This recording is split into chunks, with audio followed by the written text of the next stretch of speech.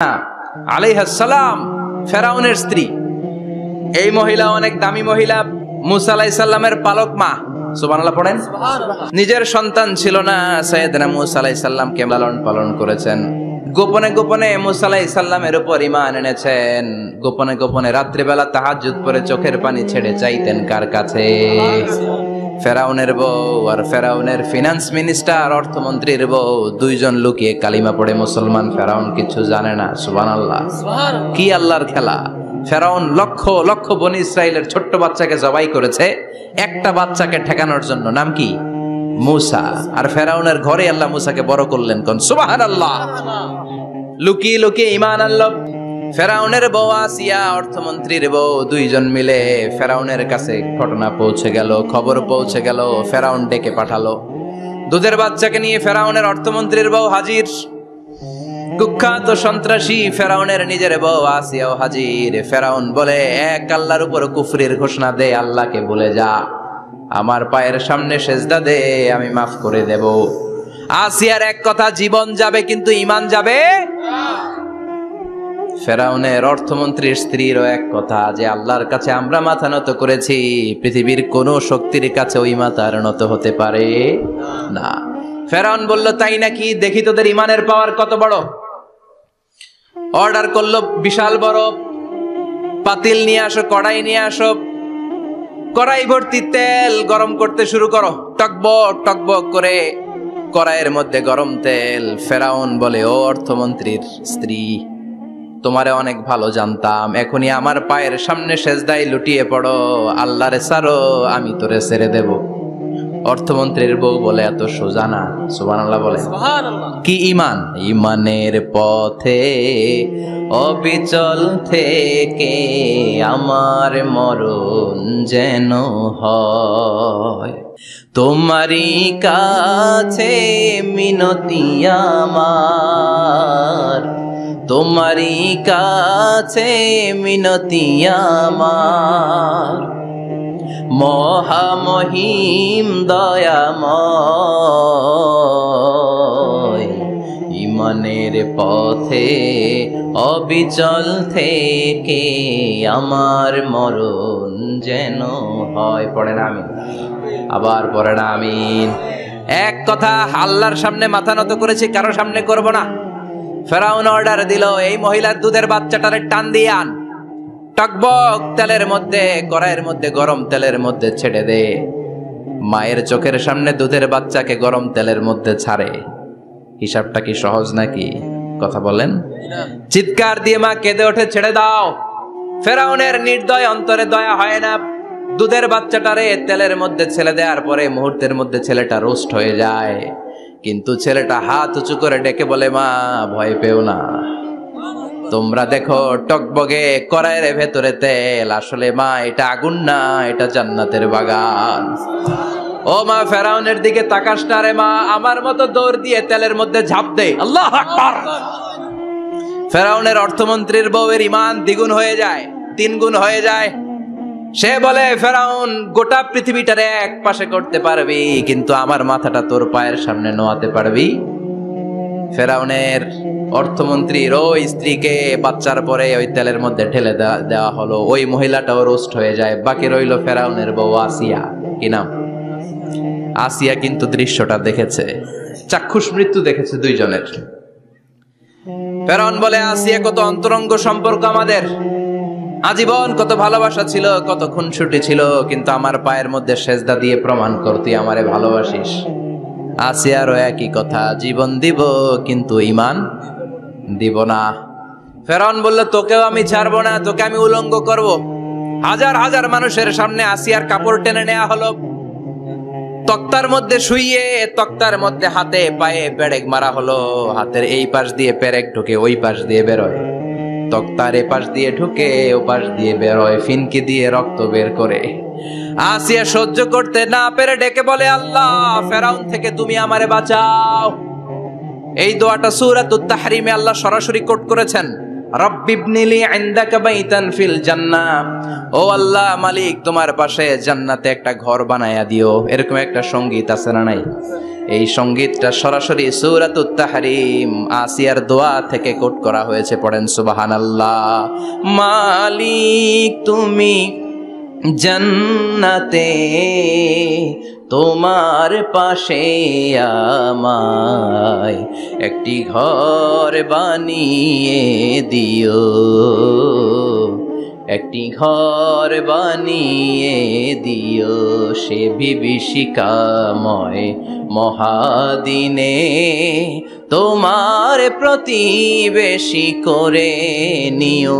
মালিক তুমি জান্নাতে তোমার পাশে আমায় একটি ঘর বানিয়ে দিও, একটি ঘর বানিয়ে দিও। আল্লাহু আকবার। সেই 5000 বছর আগের দোয়া আজও আমরা তাফসীর মাহফিলে গান বানিয়ে বলি। 5000 বছর আগের কথা আজও আমরা কোরআনের আয়াত হিসেবে পড়ি। আল্লাহু আকবার। কি মাকবুল হয়েছেন মহিলাটা আল্লাহর দরবারে। আল্লাহরে বললেন, আল্লাহ শুধু তোমার ইবাদতের কারণে আজকে আমার এমন দশা উলঙ্গ হওয়া লাগলো, আমার হাতে পায়ে পেরেক ঠোকা হলো, আল্লাহ এখন গরম তেলের মধ্যে ছেড়ে দেয়া হবে, তুমি বাঁচাও। আল্লাহ বললেন, জিব্রাইল আমার জান্নাতটারে আসিয়ার চোখের সামনে তুলে ধর। আমার আসিয়া দুনিয়ার বুকে থেকে এই জান্নাত দেখে দেখে আমার মেহমান হয়ে আমার কাছে আসবে। আসিয়াকেও গরম তেলের মধ্যে ফেলে দেয়া হলো। দুনিয়ার বুকে থেকে জান্নাতের নমুনাটা দেখতে দেখতে সাইয়েদাতুনা আসিয়া আল্লাহর কাছে চলে গেলেন। পড়েন আল্লাহু আকবার। এজন্য ঈমানের পথে অবিচল থেকে আমার মরণ যেন হয়। পড়েন আমিন। আমিন। তাহলে আসিয়ার জীবনী থেকে আমার মায়েদের জন্য শিক্ষা হলো, ঈমান ছাড়া যাবে না, বেঈমান হয়ে মরা যাবে না, মাজারে গিয়ে মুশরিকাদের কাতারে নাম তোলা যাবে। ওই মায়েরা ঈমান কেমন করে রক্ষা করবেন? ঈমান কত বড় দামি জিনিস, ঈমান একজন নারীর মর্যাদা আল্লাহর কাছে কত বাড়িয়ে তোলে। আসিয়ার জীবনে এই শিক্ষাটা আছে না নাই? কথা কম আছে, বোঝা যায়? বোঝা যায়। তাহলে প্রথমে জানলাম কার কথা? হাজারের কথা। হাজেরার জীবনী থেকে শিক্ষা ছিল তাওয়াক্কুল করতে হবে একজনের উপর, তিনি কে? আল্লাহ। আসিয়ার জীবনী থেকে আমরা কি শিখলাম? ঈমান রক্ষা করতে হবে। জীবন যাবে, ঈমান যাবে। এটা হেদায়েতের বই। এটা কিসের বই? The Holy Quran leads the way, পথ দেখায়। The Holy Quran guides us to the right sense of direction, কোন দিকে যেতে হবে এটা দেখায়। এটা হুদাল লিল মুত্তাকিন, এটা মুত্তাকিনদের জন্য পথ প্রদর্শনকারী। তো আজকের এই মাহফিলের শুরুতে যে মেসেজটা আপনাদের কাছে ড্রপ করতে চাই সেটা হচ্ছে, কোরআন এটা হেদায়েতের কিতাব। এটা কিসের কিতাব? সবাই বলেন, কিসের কিতাব? এটা গাইড দেয় যারা মুত্তাকি তাদেরকে। কোরআনের শুরুতেই আল্লাহ তাআলা এই বিষয়টা আমাদের কাছে ক্রিস্টাল ক্লিয়ার করেছেন, স্পষ্ট করে বলেছেন, যালিকাল কিতাব লা রাইবা ফি হুদাল লিল মুত্তাকিন। This is the book, the most authentic and original and reliable book ever in the world. There is no doubt in it and a guidance to those who are muttaqin. এটা এমন বই যে বইয়ে কোনো ভুল নাই। এই বইয়ে কোনো ভুল আছে? আওয়াজ করে বলেন, কোরআনে কোনো ভুল আছে? কোনো সন্দেহ আছে? সংশয় আছে? হেদায়েতের কিতাব করে মুত্তাকিদের জন্য এটাকে পাঠালো কে? এজন্য রাব্বুল আলামিন বলেন, যালিকাল কিতাবু লা রাইবা ফীহি হুদাল লিল মুত্তাকিন। This is the book, there is no doubt in it. এটা এমন বই যেটাতে সন্দেহ নাই। এটা মুত্তাকিনদের জন্য পথ প্রদর্শনকারী। তাহলে এই কথাটা, এই মেসেজটা আজকে আমাদেরকে মুখস্থ করে নিয়ে যেতে হবে যে কোরআন হেদায়েতের কিতাব। এটা কিসের কিতাব? পথ দেখায়, সত্যের পথ, কল্যাণের পথ, জান্নাতের পথ। ইয়াহদি লিল্লাতি হিয়া আকওয়াম, যে পথটা খুব সুদৃঢ়, খুব মজবুত। কোরআনের এই পথে ডানে বায়ে কোনো মোড় নাই, কোনো ইউটার্ন নাই, কোনো চৌমুহনী নাই, স্ট্রেট ফরওয়ার্ড। এই রাস্তায় যদি দুনিয়ায় আমরা চলতে শুরু করি, এই রাস্তা শেষ হয়ে যাবে জান্নাতুল ফেরদাউসের ভেতরে। আওয়াজ করে পড়ি সুবহানাল্লাহ। এজন্য এই কোরআন থেকে আমাদেরকে হেদায়েত নিতে হবে। এই কোরআন থেকে আমাদেরকে গাইডেন্স নিতে হবে আমাদের জীবনের চলার পথে। যেখানেই আমরা সমস্যায় পড়ব, এই কোরআন থেকে আমাদের গাইডেন্স, হেদায়াত, পথ প্রদর্শন যেটা আল্লাহ তাআলা আমাদের জন্য দিয়েছে সেটা আমাদেরকে গ্রহণ করতে হবে। কারণ এই কিতাব এমন কিতাব যেটা মানুষকে অন্ধকারচ্ছন্ন একটা পথ থেকে আলোর পথ দেখায়, ঠিক কিনা? বামপন্থীদেরকে ডানপন্থী বানায়, ঠিক কিনা? রব্বুল আলামিন বলেন, আলিফ লাম রা কিতাবুন আনজালনাহু ইলাইকা লিতুখরিজান নাসা মিনাল যুলুমাতি ইলান নূর। Muhammad, I've revealed this book in order to lead the mankind out of darkness into the light. অন্ধকারাচ্ছন্ন মানুষগুলোকে অন্ধকার থেকে বের করে টেনে এনে আলোর পথে উঠিয়ে দেওয়ার জন্য এই কোরআনকে পাঠিয়েছে কে? তাহলে আমরা বুঝলাম এটা বিজ্ঞানের কিতাব নয়, যদিও বিজ্ঞান নিয়ে কোরআন কথা বলেছে। এটা ইতিহাসের বই নয়, যদিও অনেক ইতিহাস কোরআনে আছে। এটা গল্পের বই নয়, যদিও নবীদের গল্প পাওয়া যায় এই কিতাবে। এটা হেদায়েতের কিতাব। কিসের কিতাব? আরো জোরে বলতে হবে, কিসের কিতাব? আল্লাহ বলেছেন, মা ফাররাতনা ফিল কিতাবি মিন শাই। এই কিতাবে তোমাদের প্রয়োজনীয়, জরুরি এমন কোনো কিছু আমি বাকি রেখে দেই নাই। ওয়া নাযালনা আলাইকাল কিতাবা তিবয়ানান লিকুল্লি শাই। মানব প্রয়োজনীয় সব কিছু এই কিতাবের মধ্যে দিয়ে দিয়েছে কে? রান্নাঘর থেকে বঙ্গভবন কিভাবে চালাতে হয় আছে না নাই? ঘরে বসে বসে কাঁথা সেলাই থেকে শুরু করে মহাকাশের সূক্ষ্মাতি সূক্ষ্ম কাজ কেমন করে পরিচালনা করতে হয় আছে না নাই? রাজনৈতিক অঙ্গনকে কেমন করে সেটেল করতে হয়, লিড দিতে হয়, সেটাও আল্লাহর কোরআনে আছে না নাই? কিভাবে বিয়ে শাদী করতে হবে আছে না নাই? সমাজে কি করে শান্তি প্রতিষ্ঠা করতে হয় আছে না নাই? তিবয়ানান লিকুল্লি শাই। সব জিনিসের সুস্পষ্ট ব্যাখ্যা, যা বলার আল্লাহ সব বলে দিয়েছে। কোরআন কি শুরু করেছে আল্লাহ বিসমিল্লাহির রহমানির রহিম দিয়ে, মানে বা দিয়ে। কি দিয়ে? কথা বলেন, কি দিয়ে? বা দিয়ে। আর শেষ করেছে সূরা নাস দিয়ে, মিনাল জিন্নাতি ওয়ান নাস। সিন, বার সিন মিলালে কি হয়? এবার বাসে চড়ে গুলিস্তান। বাসে চড়ে কই যাব? গুলিস্তান। ওই বাস? ওই বাস নাকি? না, ওই বাস না। এই বাস মানে যথেষ্ট, এনাফ। যা বলা হয়েছে 30 পারা এনাফ। হেদায়েতের জন্য নতুন কিছু লাগবে না। ব্ল্যাক হোলের সামনে আসে, বাচ্চার মুখে হাওয়াই মিঠাই দিলে যেমনি হাওয়াই মিঠাই মুহূর্তেই নাই, ওই তারাও মুহূর্তেই নাই। সুবহানাল্লাহ। মাতুয়াইলে হাওয়াই মিঠাই পাওয়া যায়? পাওয়া যায়? কই পাওয়া যায়? হ্যাঁ, আগে যখন আমরা ছোট ছিলাম আমরা এগুলো খাইতাম তো। কটকটি, কটকটি আছে এখন? ঘরের ওই যে পুরান জোতা টোতা, প্লাস্টিকের বোতল, এগুলো দিয়ে আমরা কটকটি খেতাম। আর খাইতাম এই হাওয়াই মিঠাই, খুব মজা লাগতো। এগুলো এরকম গোল করে সাজায় রাখতো, জিব্বায় লাগাইলেই নাই। খাইছেন আপনারা? এই ব্ল্যাক হোল হচ্ছে এমন যে ব্ল্যাক হোলের রেঞ্জের মধ্যে কোনো তারা ঘুরতে ঘুরতে ঘুরতে যদি চলে আসে, হাওয়াই মিঠাই মুখে লাগাইলে যেমনি নাই, ওই তারাও নাই। তার মানে কোরআন বলেছে মাওয়াকিউন নুজুম, সায়েন্স বলেছে ব্ল্যাক হোল। দুটার মধ্যে মিল আছে না নাই? তাহলে কসমোলজি নিয়ে কথা এখানেই শেষ করি। সৃষ্টি তত্ত্বে আমরা যা পেলাম, বিস্ফোরণে সৃষ্টি হয়েছে। কোরআন বলেছে ফাতাহনাহুমা, সায়েন্স বলেছে বিগ ব্যাং থিওরি। কোরআন বলেছে মুসিউন, যেটা অ্যাক্সেলারেট হচ্ছে, সায়েন্স এটার নাম দিয়েছে সুপারনোভা কসমোলজি প্রজেক্ট। কোরআন নাম দিয়েছে মাওয়াকিউন নুজুম, সায়েন্স বলেছে ব্ল্যাক হোল। প্রতিটা জায়গায় কোরআনের সাথে সায়েন্সের মিল আছে না নাই? এবার আমরা শুনবো এমব্রিওলজি নিয়ে, ভ্রূণতত্ত্ব। কি তত্ত্ব? ভ্রূণতত্ত্ব। আমরা আমাদের মায়ের পেটের ভেতরে এখন যত বড় আছি তত বড়ই ছিলাম, তাই না? কতটুকু ছিলেন? কতটুকু? একেবারে ছোট, ছোট্ট ছোট্ট ছোট্ট। বাবার শুক্রাণু, মায়ের ডিম্বাণু, দুইটা মিলিয়ে মায়ের পেটের ভেতরে আমার অস্তিত্ব দান করলেন কে? কিছুই ছিলাম না আমি। সায়েন্স 1977-এ হাম এন্ড লিয়েন হুক নামে দুইজন সায়েন্টিস্ট অনুবীক্ষণ যন্ত্র দিয়ে ওরা খুঁজে পেয়েছে যে শুক্রাণুর ভেতরে, স্পার্মের ভেতরে প্রাণের অস্তিত্ব আছে। কিন্তু 1500 বছর আগে এর ভেতরে যে প্রাণ আছে সেটার ঘোষণা কোরআনে দিয়ে দিয়েছে কে? ওভাম এন্ড স্পার্ম, দুইটা মিলে হয় জাইগোট, তারপর জাইগোট থেকে হয় এমব্রয়ো, ভ্রূণ। আমি, আপনি, আমরা সবাই ছিলাম ছোট্ট একটা ভ্রূণ, ব্যাঙগাছির মতো। বর্ষাকালে মাতু আইলে খালে বিলে ব্যাঙের পোনা পাওয়া যায় না, দেখতে মাছের বাচ্চার মতো, তাই না? ছোট বাচ্চারা মনে করে মাছের পোনা, বাড়িতে দইরা নিয়ে আসে, মারাকে মা পোনা লয়ে আইছি, মাই দেখে দেখনি আছে না নাই? আসলে কি এটা মাছ?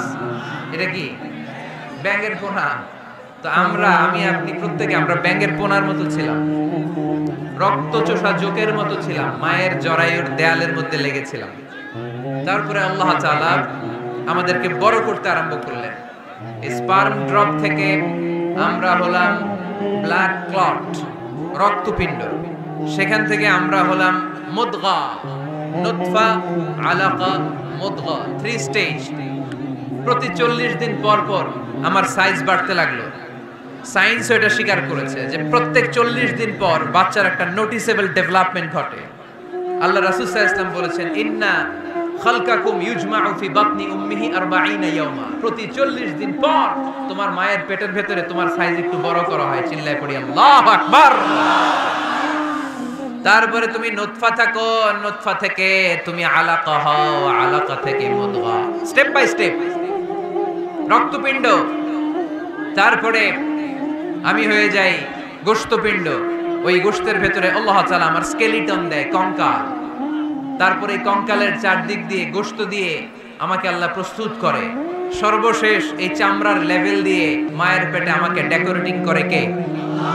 ওয়ালাকাদ খালাকনাল ইনসানা মিন সুলালাতিন মিন তিন সুম্মা জাআলনাহু নুতফাতান ফি ক্বারারিন মাকিন সুম্মা খালাকনান নুতফাতা আলাকাতান ফাখালাকনাল আলাকাতা মুদগাতান فخلقنا المضغة عظاما فكسونا العظام لحما ثم أنشأناه خلقا آخر فتبارك الله أحسن الخالقين পড়েন আল্লাহু আকবার।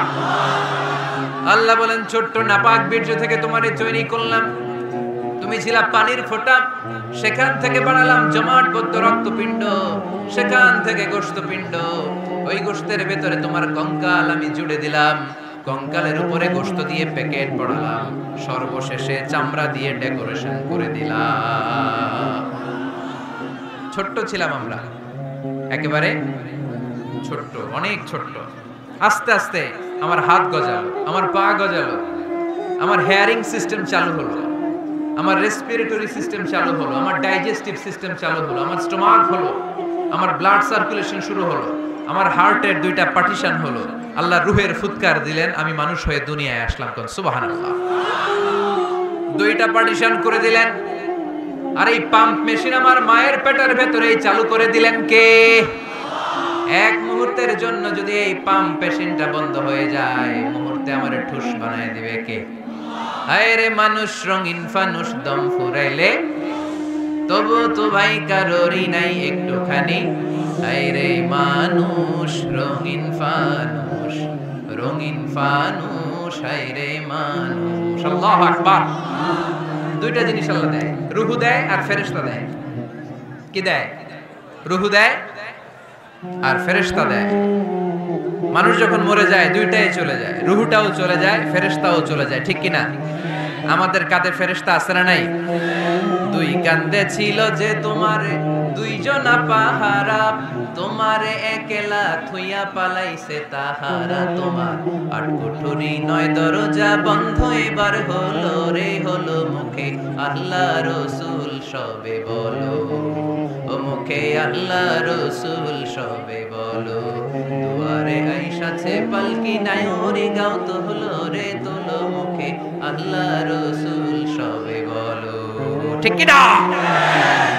রুহুর ফুৎকার যখন মায়ের পেটে দিলেন, হার্টবিট চালু হয়ে গেল, অলিন্দ নিলয়।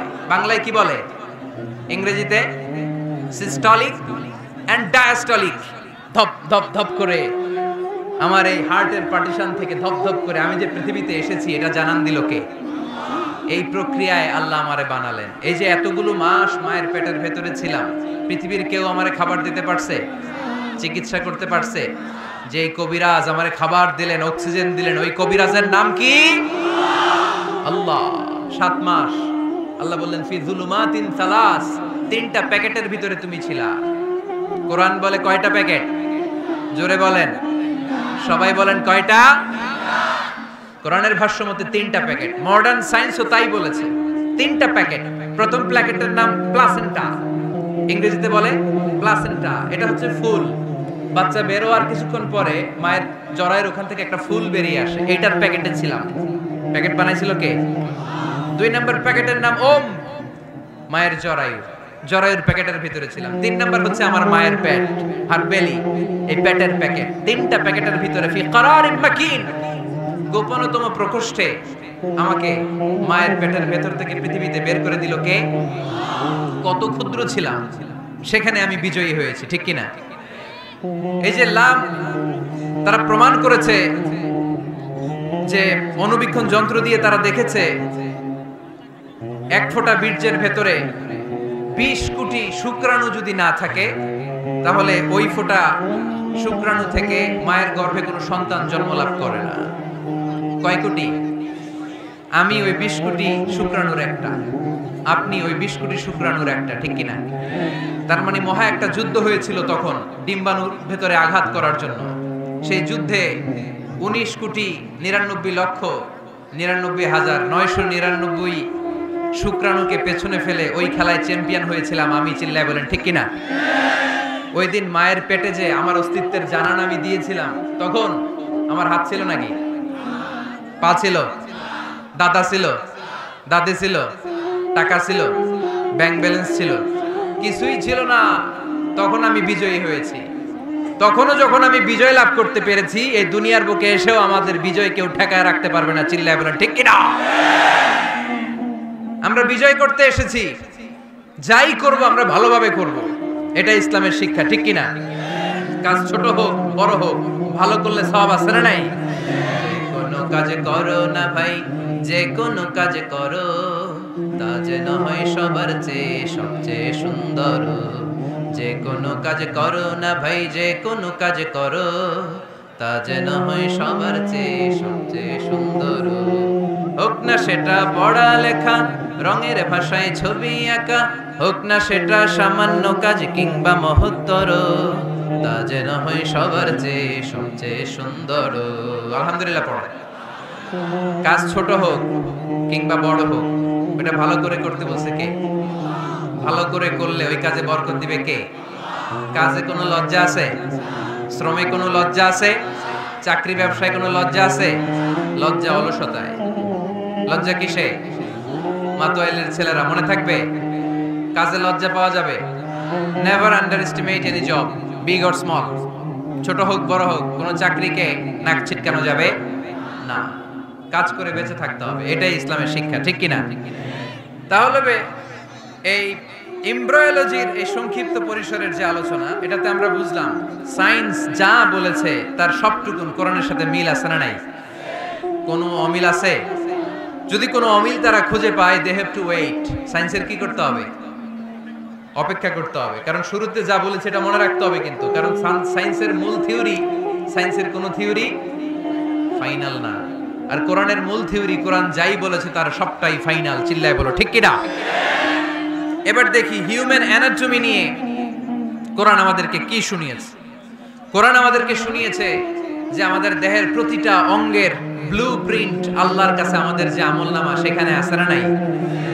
আয়াহসাবুল ইনসানু আল্লান নাজমা'a 'ইযামা বালা কাদিরিনা আলা আন নুসাউমিয়া বানানা।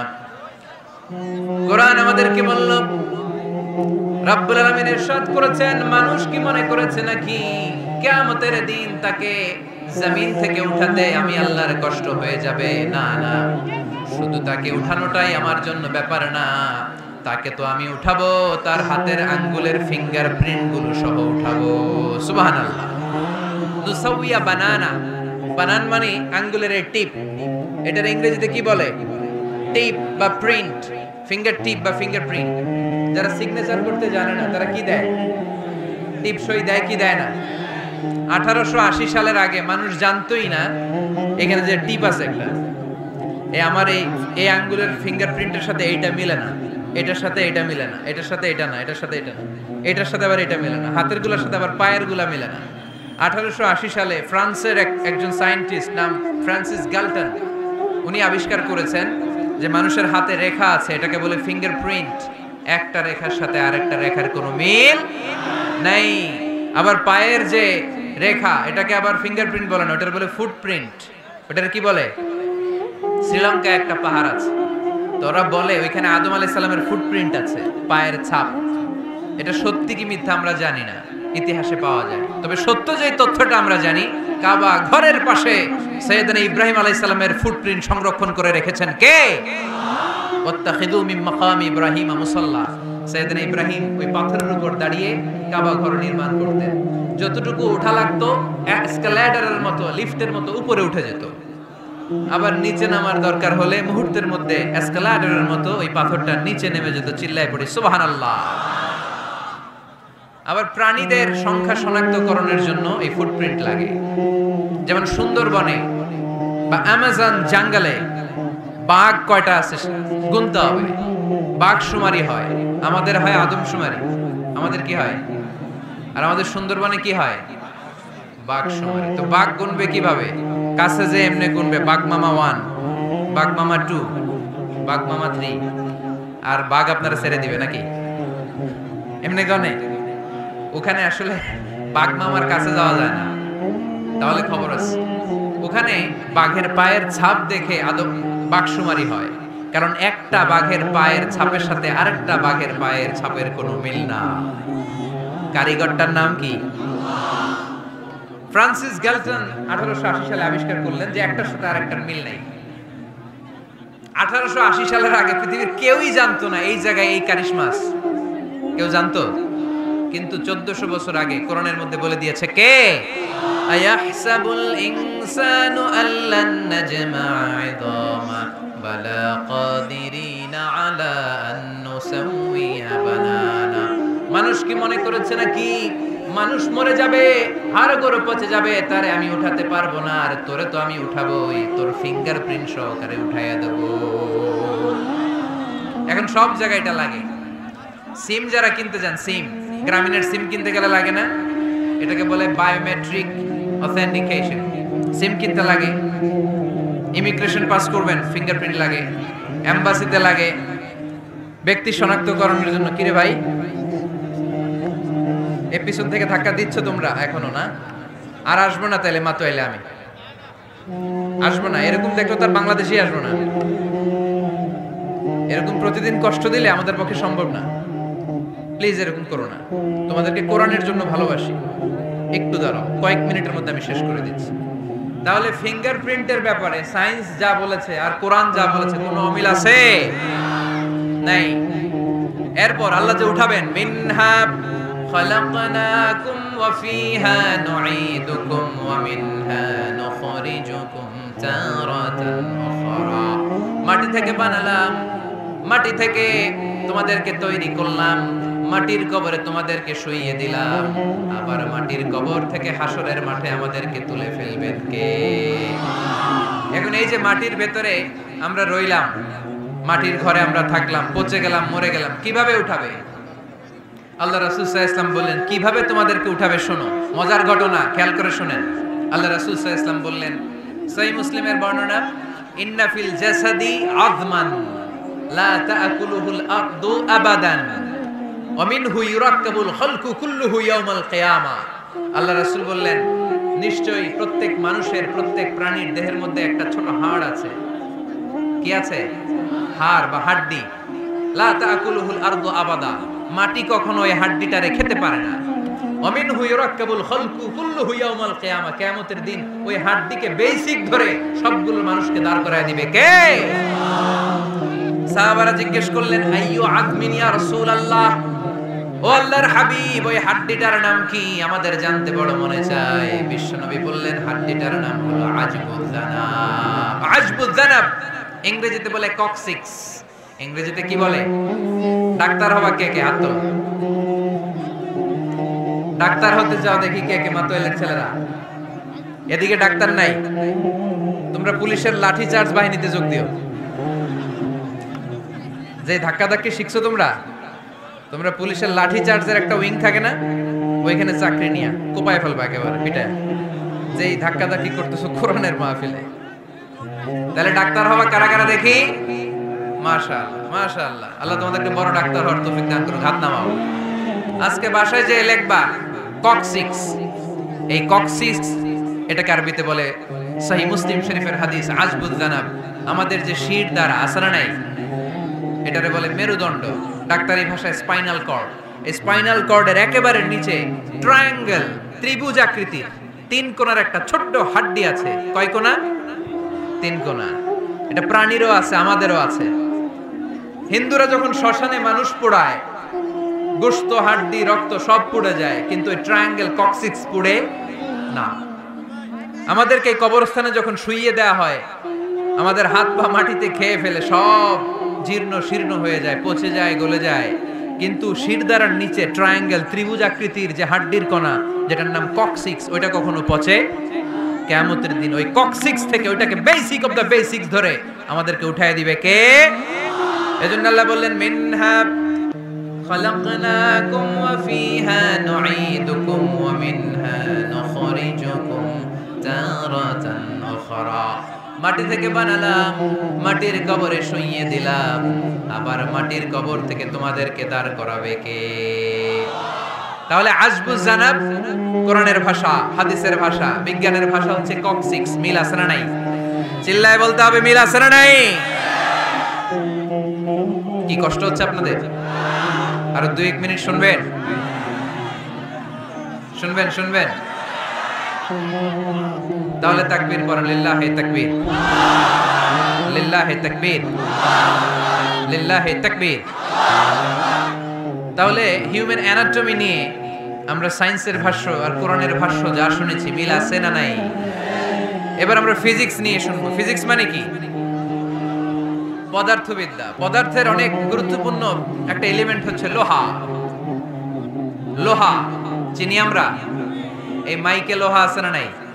লোহা ছাড়া মাইক বানানো যায়, বাড়ি বানানো যায়, গাড়ি বানানো যায়, ক্যামেরা বানানো যায়, মোবাইল বানানো যায়, প্লেন বানানো যায়, কম্পিউটার বানানো যায়। লোহা ছাড়া কিছুই হয় না, ঠিক কি না? যেহেতু লোহা ছাড়া কিছুই হয় না, এজন্য লোহার নামে আল্লাহ কোরআনে একটা সূরাই দিয়ে দিলেন। সুবহানাল্লাহ। বাড়িতে গিয়ে বললেন ওই সূরাটার নাম, আরো জোরে মাশাআল্লাহ, আল হাদিদ। আল্লাহ বললেন ওয়া আলান্না লাহুল হাদিদ, ও দাউদ তোমার জন্য লোহারে আমি নরম বানিয়ে দিলাম। ফিহি বাসুন শাদীদ ওয়া মানাফিউ লিন-নাস ওয়া আনজালনাল হাদিদা ফিহি বাসুন শাদীদ ওয়া মানাফিউ লিন-নাস। আমি লোহাকে আকাশ থেকে নাযিল করলাম, লোহার ভেতরে রয়েছে অনেক শক্তি। মানাফিউ লিন-নাস, মানুষের জন্য উপকার। এই লোহা দিয়ে নানান ধরনের জিনিস বানানোর কৌশল আমাদেরকে শিখালো কে? এই ছেলে, রাইট।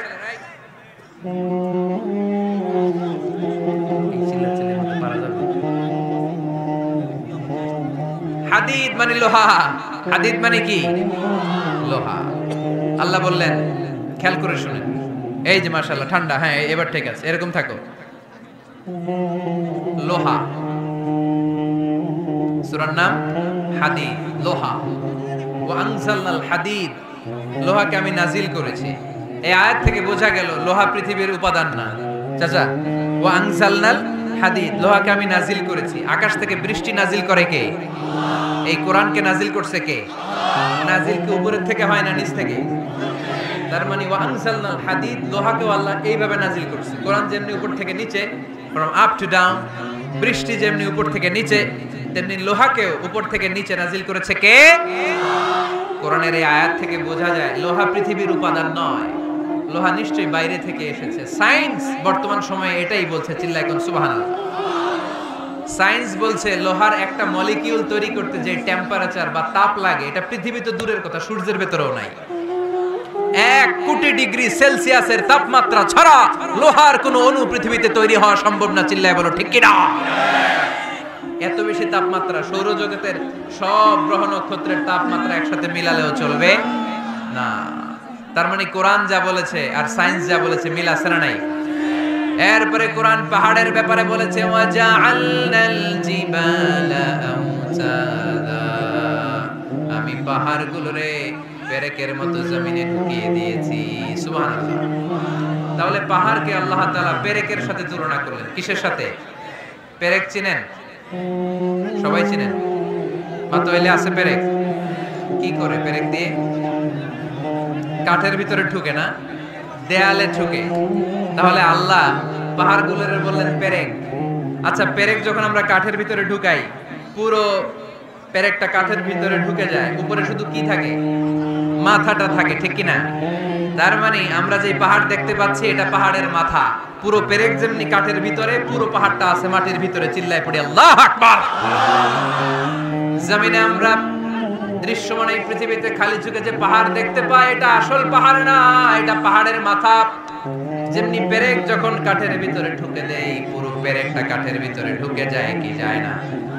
পেরেক নিয়ে যখন আমি হাতুড়ি দিয়ে মারলাম, পুরো পেরেকটা কই যায়? কাঠের ভিতরে, তাই না? তার মানে খালি চোখে যে পাহাড় দেখি, এটা পেরেকের মাথা যেমনি একটু দেখা যায়, এটা পাহাড়ের মাথা।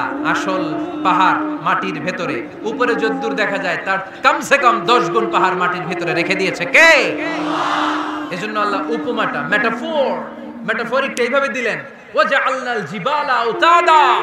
এই পাহাড়কে, মাউন্ট এভারেস্টকে, আলাস্কা পর্বতমালাকে, আল্পস পর্বতমালাকে, এই গারো পাহাড়কে, এই কেউকারাডাঙ্গার তাজিংডং বিজয়কে আমি পাহাড়ের মতো জমিনের মধ্যে গেড়ে দিয়েছে। চিল্লায় পড়বো সুবহানাল্লাহ। আবার আল্লাহ বললেন ওয়ামিনাল জিবালি জুদাদুম বীদুন ওয়া হুমরুম মুখতালিফুন আলওয়ানুহা ওয়া গরাবিবু সুদ। পাহাড়ের মধ্যে কোন পাহাড় আমি বানিয়েছি ধবধবে শুভ্র সাদা, কোন পাহাড় আমি বানিয়েছি রক্তিম লাল, কোন পাহাড় আমি বানিয়েছি কুচকুচে কালো। 3 কালারের পাহাড়। কয় কালারের? মৌলিকভাবে ধবধবে শুভ্র সাদা পাহাড়, অথবা রক্তিম লাল পাহাড়, অথবা কুচকুচে কালো পাহাড়। আপনি পৃথিবীর পাহাড়গুলো নিয়ে যদি গবেষণা করেন, বিভিন্ন রঙের পাহাড় আপনি দেখবেন। আমি তো পৃথিবীর অনেক জায়গায় পাহাড় দেখেছি। মিশরে আমি তুর পাহাড়ের চূড়ায় উঠেছি। ওখানে যেখানে মুসা আলাইহিস সালামের কাছে আল্লাহ নূরের তাজাল্লি দিয়ে ফোকাস করেছেন, পাহাড়টার নাম তুর পাহাড়। 2 বার আমি উঠেছি এটার চূড়ায়। উঠতে আমার অনেক কষ্ট হয়েছে। ওখানে উঠে ফজরের সালাত পড়ে আমি খেয়াল করে দেখলাম তুর পাহাড়ের আশেপাশের পাহাড়গুলো কোনোটা খয়েরি, কোনোটা কালো, কোনোটা লাল, কোনোটা ধূসর। আল্লাহু আকবার। এক এক পাহাড়কে এক এক রং দিয়ে তৈরি করলো কে? পৃথিবীতে চায়না নামে একটা দেশ আছে না? চায়না একটা শহর আছে গানজু। কি নাম? আজকে যে গুগল করবা, the গানজু city located in China. চায়নাতে অবস্থিত গানজু শহরে একটা পাহাড় আছে। এই পাহাড়ের নাম রেইনবো মাউন্টেন। কি নাম? মানে রংধনুর পাহাড়। রংধনুর কয় রং? সবাই কন আরো জোরে। 7 রং না? আমরা ছোটবেলায় মুখস্থ করতাম বেনিয়া সহকলা, বেনিয়া সহকলা। এই 7 রঙের পাহাড় ওখানে দেখা যায়। এক জায়গায় 7 রঙের পাহাড়। সুবহানাল্লাহ কইতে পারলেন না? মজা করে বানালো কে? সুনানে তিরমিজি আর মুস্তাদরাকে হাকিম, মুসনাদে আহমদ ইবনে হাম্বলের হাদিস। আল্লাহ যখন পৃথিবী বানালেন, এই পৃথিবীটা ঘোরার পাশাপাশি কাঁপাকাঁপি শুরু করে দিল। এই পৃথিবীর কাঁপাকাঁপি বন্ধ করার জন্য রব্বুল আলামিন পৃথিবীর মধ্যে পাহাড় গেড়ে দিলেন। 7টা tectonic plate, 7 tectonic plates creates the mountain range on earth. 7টা টেকটনিক প্লেট আল্লাহ দিলেন। পৃথিবী সৃষ্টি করার পরে পৃথিবী কাঁপে। আল্লাহ পাথর দিয়ে পেরেক মারলেন, পৃথিবী আর কাঁপে না। সুবহানাল্লাহ। ফেরেশতারা দেখে তো অবাক।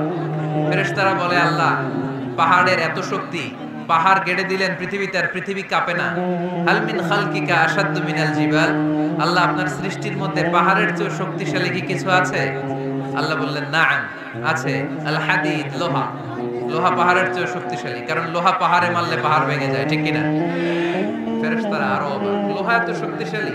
হাল মিন খালকিকা আশাদ্দু মিনাল হাদিদ। আল্লাহ তাহলে লোহার চেয়ে শক্তিশালী মনে হয় কিছু নাই? আছে। আল্লাহ বললেন নাম আছে, আন্নার আগুন, কারণ আগুনের মধ্যে লোহা ফেলে দিলে লোহা গলে যায়, ঠিক কিনা? ফেরেশতারা তো আরো অবাক, ফেরেশতারা বলে তাই নাকি, আগুন এত শক্তিশালী, তো হাল মিন খালকিকা আশাদ্দু মিনান নার, আল্লাহ আপনার সৃষ্টিতে আগুনের চেয়ে শক্তিশালী কিছু আছে? আল্লাহ বলে আছে, আলমা পানি, কারণ আগুনের মধ্যে পানি ঢাললে আগুন পাওয়া যায়। ফেরেশতারা তো এবার আরো অবাক, পানি এত শক্তিশালী, ওই পানি গট গট গট গট করে আমরা খাই, এত শক্তিশালী আল্লাহ, হাল মিন খালকিকা আশাদ্দু মিনাল মা, আপনার সৃষ্টিকুলের মধ্যে পানির চাইতে শক্তিশালী কি কিছু আছে? আল্লাহ বলে আছে। সেটা আবার কি? আল্লাহ বলে আর রিহ, বাতাস, বাতাস যখন সাগরের পানির মধ্যে উচ্ছ্বাস মারে তখন এটা জলোচ্ছ্বাস হয়ে যায়, ঠিক কিনা? বাতাসের ধাক্কায় পানি জলোচ্ছ্বাস হয়ে এক জায়গা থেকে আরেক জায়গায় যায়। আল্লাহ বললেন পানির চাইতেও শক্তিশালী সৃষ্টি আমার আছে, ওইটার নাম বাতাস। ফেরেশতারা অবাক হয়ে আবার জিজ্ঞেস করে, আল্লাহ আপনার সৃষ্টিকুলের মধ্যে বাতাসের চাইতেও শক্তিশালী কিছু আছে কিনা বলেন।